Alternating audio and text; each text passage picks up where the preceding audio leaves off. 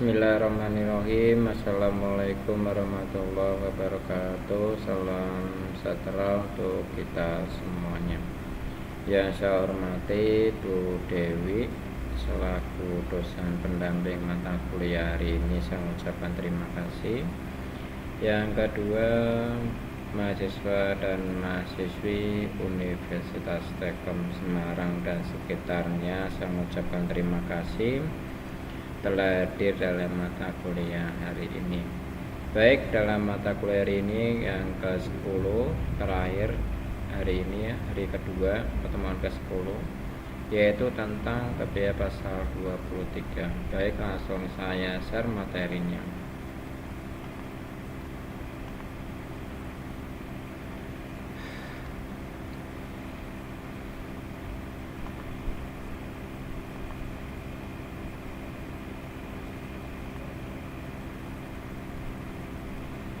Bismillahirrahmanirrahim. Segala puji syukur kita panjatkan kepada Gusti Allah SWT sehingga kita bisa bertemu kembali dalam mata kuliah hari ini, mata kuliah pajak PPh pasal 23.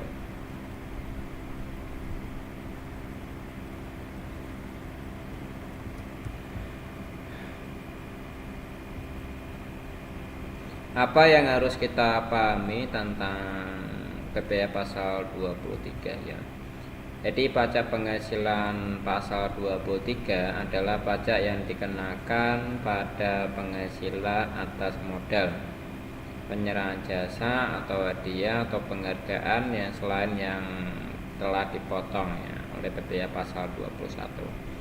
Jadi pada umumnya jenis ini terjadi saat adanya transaksi antara pihak yang menerima penghasilan, penjual atau pemberi jasa dan pemberi penghasilan, bisa berbeda-beda ya. Terus selanjutnya yang perlu kita ketahui, tarif PPh pasal 23 dan objeknya. Jadi dalam tarif PPh pasal 23 itu dikenakan atas nilai dasar pajak atau DPP dengan jumlah bruto dan penghasilannya. Jadi ada dua jenis tarif yang dikenakan pajak, yaitu 15% dan 2% tergantung dari objek PPh pasal 23 tersebut ya. Berikut ini adalah daftar tarif objek PPh pasal 23. Jadi dari tarif 15% ini dari jumlah bruto atas dividen kecuali pembagian dividen kepada orang pribadi dikenakan final bunga atau yang hadiah yang penghargaannya selain yang telah dipotong PPh pasal 21. Tarif 2% dari jumlah bruto, jadi atas sewa dan penghasilannya yang berkaitan dengan penggunaan harta kecuali sewa tanah atau bangunannya, diketahui seperti itu ya.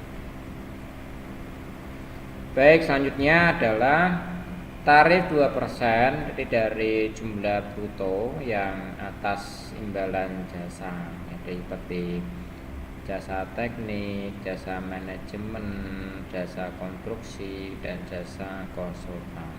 Jadi, tarif 2% dari jumlah bruto atas imbalan jasa lainnya adalah diuraikan dalam Peraturan Menteri Keuangan Nomor 141 PMK ya tahun 2015 dan efektif mulai berlaku pada tanggal 24 Agustus 2015. Nah, bagi wajib pajak yang tidak ber-NPWP akan dipotong 100% lebih tinggi dari tarif PPh pasal 23. Ya. Itu sudah diatur oleh Peraturan Tindak Pajak ya. Baik, tarif PPh pasal 23 dari jumlah bruto itu ada dividen, ada bunga, ada royalti, ada hadiah, penghargaan, bonus dan sejenisnya itu adalah 15% ya. Sebelahnya tuh sewa atau penghasilan lain seperti jasa teknik, jasa manajemen, jasa konstruksi, ya, jasa konsultan dan lain-lain yang perlu kita ketahui.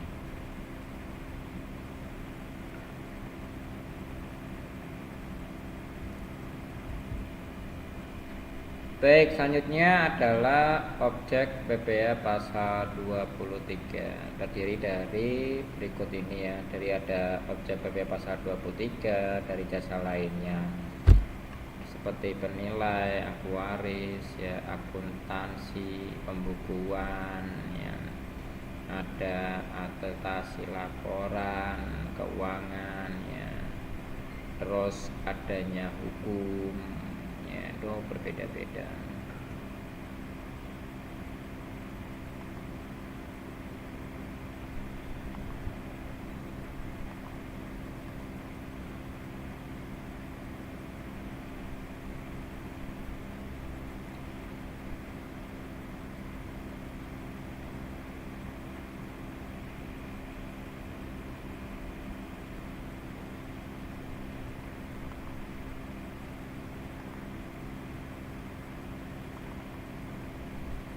Baik, maaf ada dengan gangguan. Jadi objek pasal 23 terdiri dari ada beberapa jenis ya. Di dalam berikut ini ada daftar objek PPA pasal 23 jasa lainnya tersebut ya, seperti penilaian, aktuaris, akuntansi atau pembukuan, ya, ada atestasi laporan keuangan, hukum, ya, arsitektur, perencanaan kota, arsitektur dan landscape, ya, ada perancangan desain, pengeboran drilling di bidang penanaman minyak dan gas, ya, kecuali yang dilakukan oleh badan usaha tetap, ya. Penunjang di bidang usaha panas bumi dan penambangan minyak dan gas bumi ini ada daftar objek PPA pasal 23 berdasarkan PMK, ya. Baik, selanjutnya adalah pihak pemotong dan pihak yang dikenakan. Jadi tidak semua pihak yang dikenakan ataupun pemotong PPA pasal 23. Pihak-pihak tersebut hanya mereka yang masuk pada kelompok berikut ini. Misalnya, pihak pemotong PPA pasal 23 adalah badan pemerintahan, subjek badan yang dalam negeri, penyelenggaraan kegiatan, bentuk usaha tetap, perwakilan di luar negeri lainnya, ada wajib pajak orang pribadi negeri tertentu yang ditunjuk di jenderal pajak. Itu kelihatan berbeda-beda.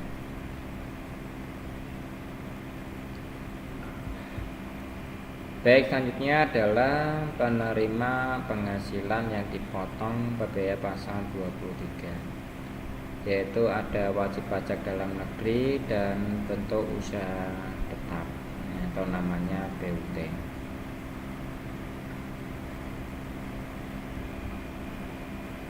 Pengecualian PPA pasal 23, yaitu tidak semua penghasilan dapat dikenakan PPA pasal 23. Berikut daftar pengecualian PPA pasal 23. Jadi penghasilan yang mempunyai ikatan utang dari bank, ya, atau selanjutnya adalah sewa yang terutang sehubungan dengan sewa guna usaha dengan hak opsi, ya. Terus adanya dividen yang diperoleh dari PT besar terbatas yang bertempat tinggal di Indonesia yang berasal dari cadangan laba yang ditahan sebagai wajib pajak dalam negeri, ada koperasi dan BUMN atau BUMD.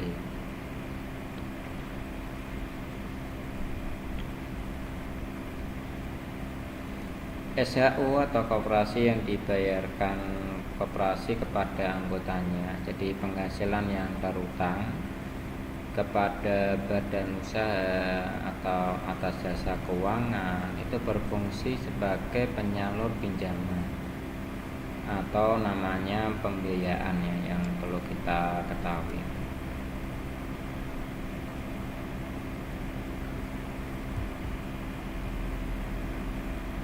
Pembayaran PPh pasal 23 itu dalam pembayaran PPh pasal 23 itu dibayarkan oleh pihak pemotong melalui bank persepsi yang telah ditunjuk oleh Kementerian Keuangan. Dengan jatuh tempo pembayarannya adalah 23 diberlakukan pada tanggal 10 bulan berikutnya.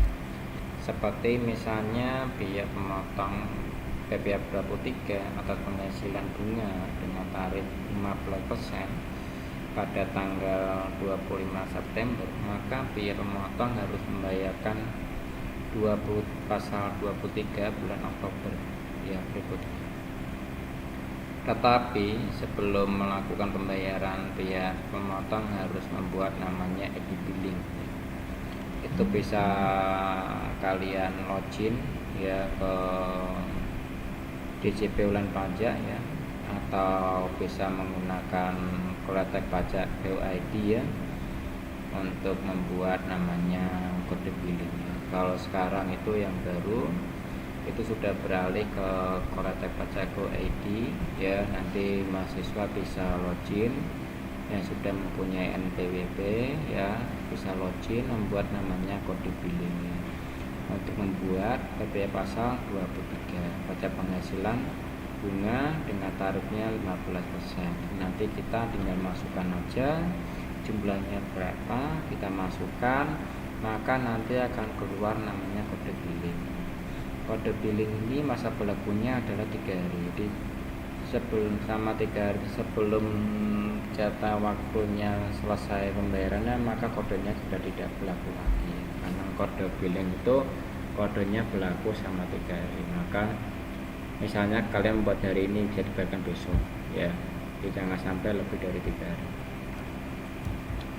Terus selanjutnya adalah pelaporan PPh pasal 23 yang berkaitan dengan pelaporan PPh 23. Itu pelaporan dilakukan oleh pihak pemotong dengan mengisi namanya SPT PPh pasal 23 atau 26 dan dapat melaporkan melalui fitur pajak online atau e-billing gratis di Ulan Pajak BUID Terus dengan jatuh tempo pelaporannya 23 pada tanggal 20 bulan berikutnya. Berarti setiap pihak yang pemotong atau memotong PPh pasal 23 atas penghasilan royalti dengan tarifnya 15% pada tanggal 21 September, maka pihak pemotongnya tersebut harus melaporkan PPh pasal 23 tersebut dengan mengisi PPh pasal 23 atau 26 sebelum tanggal 20.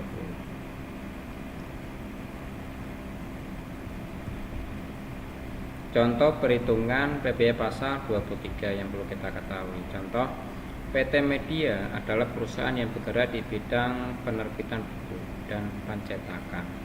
Jadi perusahaan ini melakukan sejumlah pembayaran yang terkait dengan PPh pasal 23 kepada beberapa pihak dengan rinciannya, yaitu 1. Pembayaran terhadap royalti 3 orang penulis dan Mawati dengan NPWP-nya 0144882987 ini Nol Madinah ini NPWP-nya 0188 sampai 2456000. Najara belum memiliki NPWP.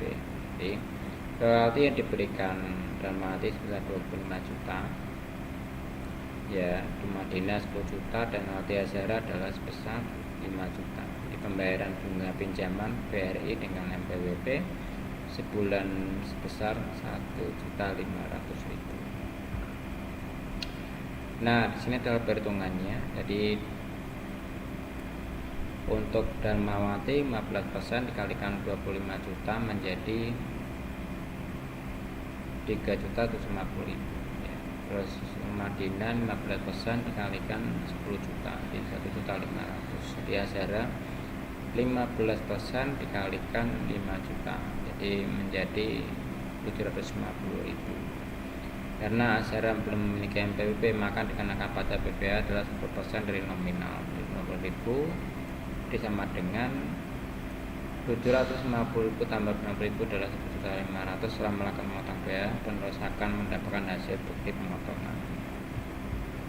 Ya, terus selanjutnya untuk pembayaran atas bunga pinjaman pada BRI tidak dikenakan pajak pasal 23 sebab termasuk penghasilan yang dibayarkan yang terutang kepada bank merupakan pengecualian terhadap PPh pasal 23.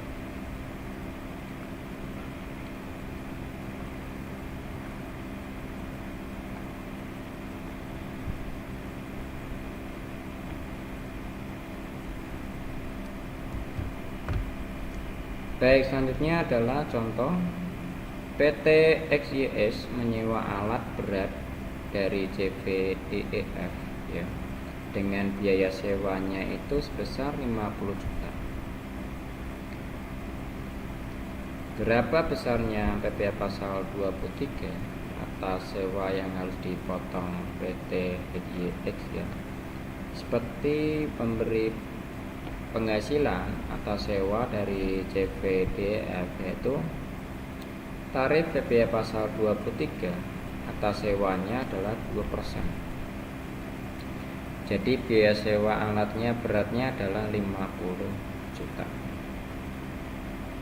Besar pemotongan PPh pasal 23 atas sewanya adalah 2% dikalikan 50 juta menjadi 1 juta rupiah. Jadi CVDEF hanya akan menerima pembayaran sewa dari PT XYF ya setelah dipotong pajak PPh pasal 23 sebesar 50 juta dikurangi 1 juta menjadi 49 juta rupiah.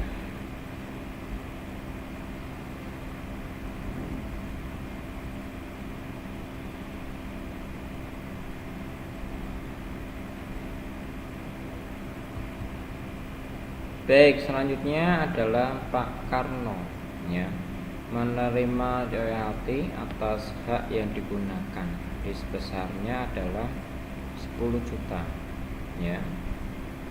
Jadi berapa besarnya PPh pasal 23 ya atas royalti yang diberikan pada Pak Karno.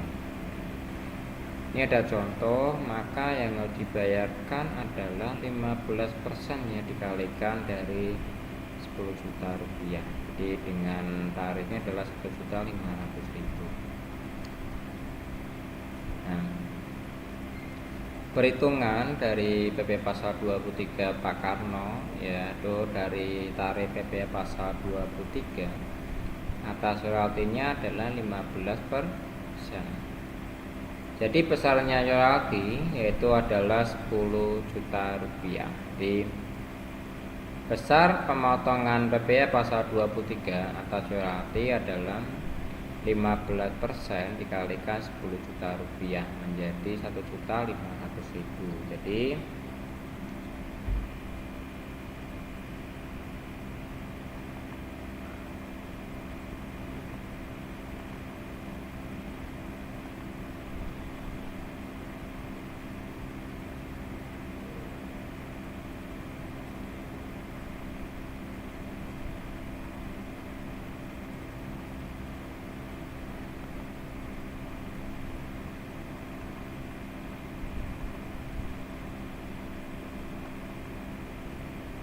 maaf ada gangguan teknis ya.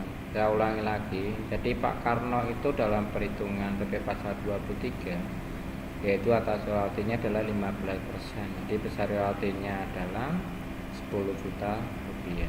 Jadi besar pemotongan PPh pasal 23 atas royaltinya adalah 15% dikalikan 10 juta rupiah. Jadi dia menjadinya adalah 1.500.000. Jadi Besar pemotong PPh pasal 23 atau royalti yang diterima adalah Karno adalah 1.500.000 rupiah.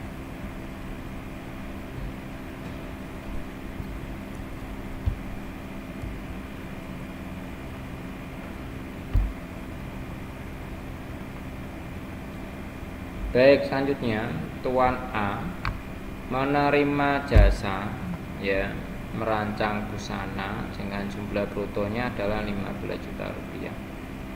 Berapa jumlah PPh yang harus dibayarkan Tuan A? Di tarif pasal 23 atas jasanya adalah 2%. Jumlah bruto jasa merancang busana adalah 15 juta. Besarnya pemotong PPh pasal 23 atau sewanya adalah 2% dikalikan 15 juta, sama dengan 300.000. Jadi Tuan A itu sebagai pihak yang menerima penghasilan atas jasa merancang busana harus membayar atau dipotong PPh pasal 23 atas jasa sebesar 300.000 rupiah.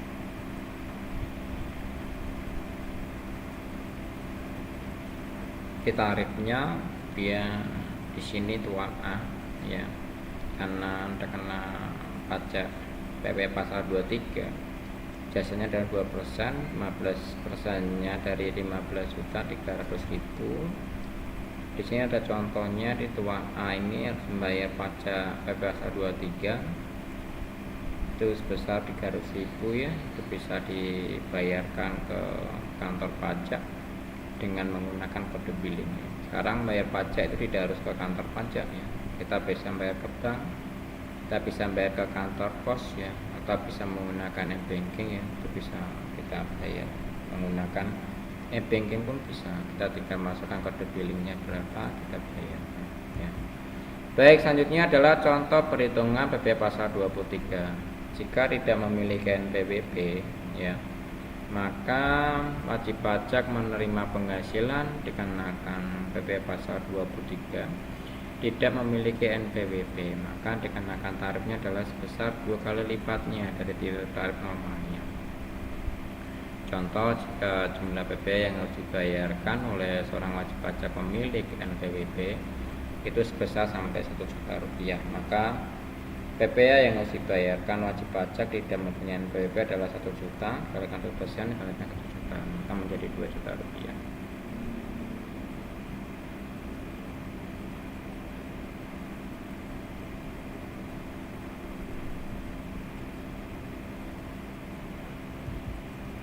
Baik, selanjutnya adalah pada tanggal 20 Maret 2020 ada perlombaan kepada PT Makmur sebagai juara umum.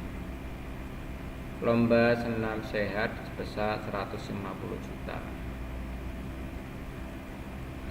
Jadi PPh 23 yang harus dipotong oleh PT Abadi adalah 15% dikalikan 150 juta. Jadi dengan 22.500.000 Jadi saat terutang pada akhir bulan yaitu dilakukan pembayaran yaitu pada tanggal 31 Maret Di contoh perhitungan PPh 23 atas dividen di mana suatu perusahaan melakukan pembayaran dividen sebesar 30 juta yang melakukan penyertaan modal sebesar 15% dengan cara menghitung pajak. Baik, selanjutnya PPh pasal 23 15% 30 jutanya adalah 4.500.000. Dia sedang untuk PPh pasal 23 atas yang diterima imbalan yang diminta itu sampai 80 juta rupiah. Ini sudah termasuk namanya PPN. Jadi maka untuk menghitung PPh pasal 23 adalah 23 persennya dikalikan 80 juta menjadi 1.600.000.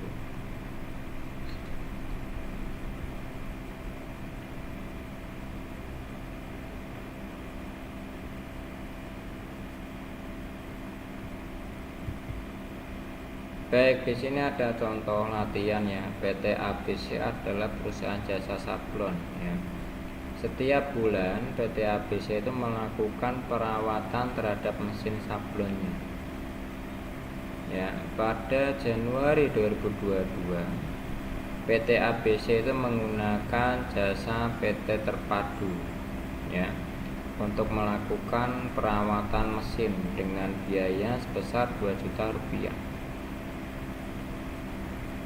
Karena adanya pemesanan sablon yang melebihi kapasitas, maka produk PT ABC juga menyewa alat sablon dari PT Rahma sebesar 3 juta rupiah.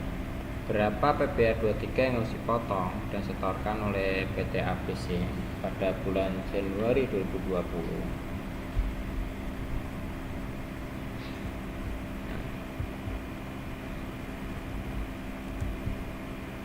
Jadi PT Makmur itu menyewa kendaraan bis ya pariwisata pada PT Haris ya. Ini adalah contoh latihannya, nanti coba dikerjakan ya. Terus pada 20 Maret 2021 PT Nugraha memberikan hadiah perlombaan kepada PT Cendana ya sebagai juara umum dan lomba senam sehat sebesar 200 juta rupiah. Dan nanti coba dikerjakan, maka PBH pasal 23 harus dipotongnya berapa oleh PT Nugraha. Nah, istilahnya pada hari ini ya ada sewa guna usaha, yaitu kegiatan pembiayaan dengan menyediakan barang modal untuk digunakan penyewa guna usaha lisi ya selama jangka waktu tertentu berdasarkan pembayaran secara angsuran. Hak opsi adalah hak untuk membeli objek guna usaha setelah berakhirnya perjanjian berdasarkan nilai sisa yang disepakati bersama. Penggandaan barang modal dapat juga dilakukan dengan cara membeli ya barang penyewaan guna usaha yang kemudian disewa gunakan usaha kembali sepanjang perjanjian SGU ya hak milik ya atas barang modal berada di perusahaan pembiayaannya. Jadi modal ventura investasi dalam bentuk pembiayaannya berupa penyertaan modal dalam suatu perusahaan swasta sebagai penanganan usaha untuk jangka waktu yang tertentu. Baik, terima kasih.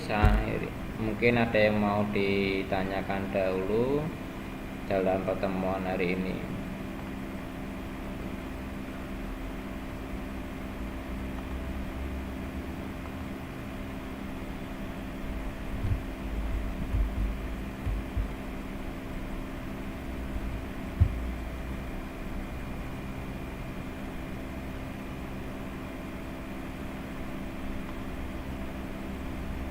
Ada yang mau ditanyakan dahulu untuk pertemuan hari ini, pertemuan yang ke-10, pertemuan terakhir, mungkin ada yang mau ditanyakan?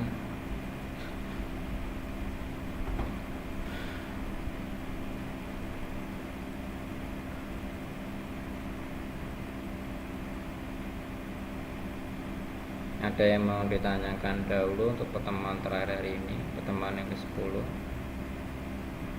Pak Eka sekalian diinfokan untuk UTS ya Pak? Ya nanti ya Bu, untuk UTS-nya saya kasih linknya nih karena lagi ada gangguan teknis jaringan jadi belum bisa membuka, nanti saya informasikan ya Bu.